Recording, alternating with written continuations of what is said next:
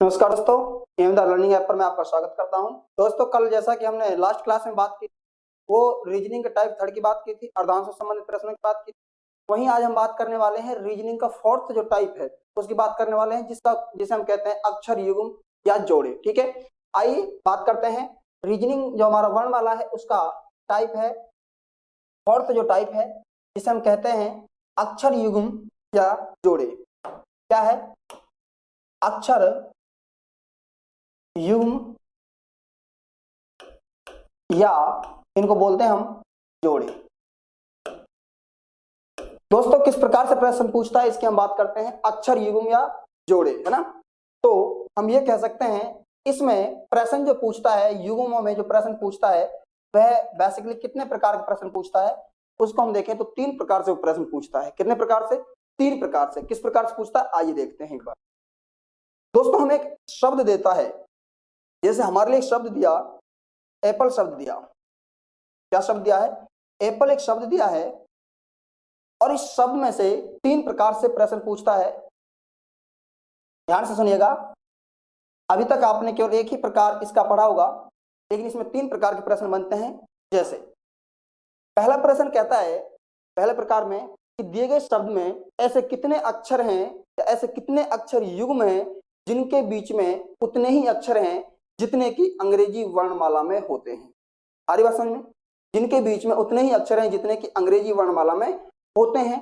तो प्रश्न किस प्रकार से पूछता है? केवल बाएं से, केवल बाएं से। यदि हम अक्षर युग्मों को केवल बाएं से काउंट करें तो कितने हैं? या फिर दूसरा जो आता है केवल दाएं से, यदि हम अक्षर युग्मों को केवल दाएं से काउंट करें तो कितने आते हैं? और तीसरा जो होता है दोनों से, दाएं और बाएं दोनों से।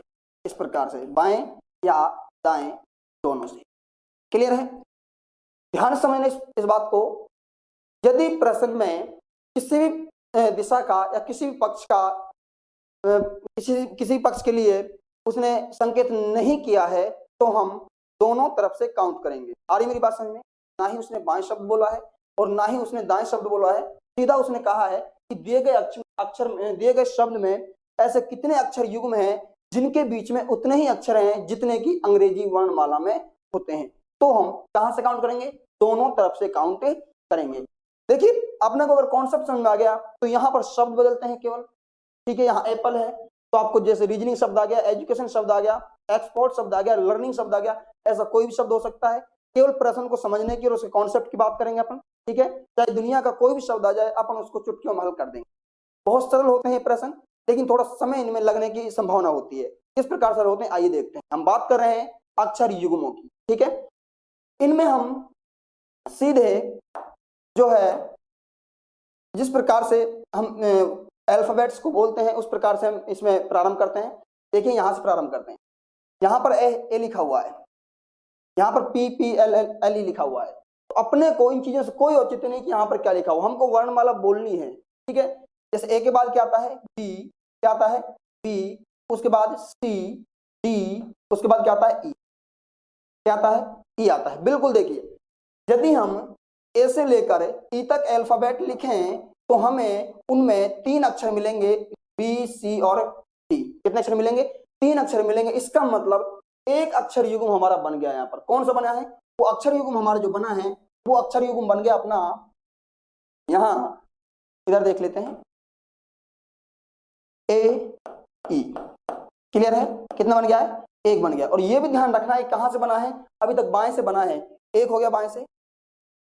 दूसरा देखें, अब अपना नेक्स्ट जो अक्षर है वो क्या है? पी है। इसी प्रकार पी से बोलेंगे, पी क्यू आर एस। बना क्या? नहीं बना। उसके बाद फिर थर्ड नंबर पर पी है, यहां से अपन पी से बोलेंगे पी क्यू आर एस। नहीं बना। ठीक है, उसके बाद क्या है? अपना एल है। एल के बाद क्या आता है? एम आता है। क्या एम है क्या आगे? नहीं है। तो ई के बाद कोई अक्षर नहीं है। इसका मतलब कह सकते हैं कि इस अक्षर में केवल बाएं से कितने अक्षर युग्म है? 1 अक्षर युग्म है। यदि ये प्रश्न पूछा होता हमसे कि दिए गए शब्द में केवल बाएं से कितने अक्षर युग्म बनेंगे, तो आप क्या बोलते? सर 1 अक्षर युग्म बनेगा, और वो कौन सा है? ए ई है। क्लियर है? हम कहते हैं कि दाएं से निकालें इसको। प्रश्न के अनुसार कहां से निकालें? एक बार दाएं से निकालें। तो देखिए, इसी प्रकार से अल्फाबेट को अपन को बोलना है। कैसे? EFGHI, नहीं आया कोई अक्षर, ठीक है। इधर देखिए LMNO, नहीं आया। PQR, नहीं आया। PQ, नहीं आया, ठीक है। इसका मतलब इसमें दाएं तरफ से कितने अक्षर युग्म है, इसमें दाएं तरफ से जो अक्षर युग्म है वो है 0। कितने अक्षर युग्म है, 0 है। जबकि बाएं तरफ से कितने हैं, 1 है। और दोनों तरफ से कितने हो गए, दोनों तरफ से कितने हो गए, यहां पर दोनों तरफ से बाएं और दाएं से कितने हो गए, 1 हो गए। अर्थात 1 प्लस हम 0 करेंगे तो कितना आएगा हमारा, 1 ही आएगा। क्लियर है, आई बात समझ में। अब इस शब्द के स्थान पर आपको कोई भी शब्द दे दिया जाए और उसमें से प्रश्न पूछेगा तो वो केवल 3 ही प्रकार से प्रश्न पूछेगा। जैसे यहां पर केवल बाएं से पूछ सकता है, या फिर केवल दाएं से पूछ सकता है, या फिर दोनों तरफ से। क्लियर है, आगे बात समझ में। और इसको एक एग्जांपल से देखें, हम अक्षर युग्म की हम बात कर रहे हैं, एक एग्जांपल को देखेंगे किस प्रकार से प्रश्न जो बनता है। अपन यहाँ शॉर्ट में बात की है, किस प्रकार से जो है प्रश्न बनता है उसकी हम बात करेंगे।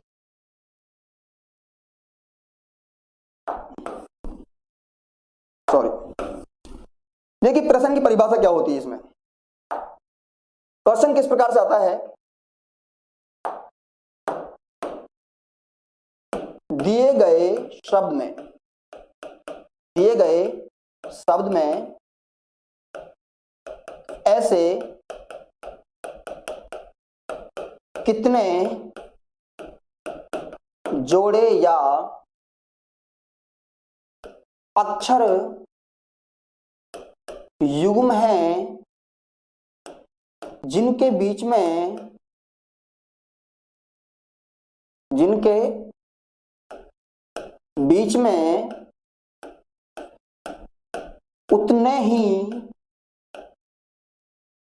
अक्षर हैं जितने अंग्रेजी वर्णमाला में होते हैं। ये हमारा प्रश्न है। दिए गए शब्द में, अब शब्द एक और देगा अपने लिए शब्द, जैसे यहां पर आपने लिए दिया है दी शब्द दे दिया, ठीक है, छोटा रहेगा ये। एम दी दे दिया, एम दी शब्द दिया। एम दी शब्द में ऐसे कितने अक्षर युग्म हैं जिनके बीच में उतने ही अक्षर हैं जितने की अंग्रेजी वर्णमाला में होते हैं। आप बोलोगे सर प्रश्न तो सही है, लेकिन इसमें इस बात का स्पष्टीकरण नहीं किया गया है केवल दाएं से है या केवल बाएं से।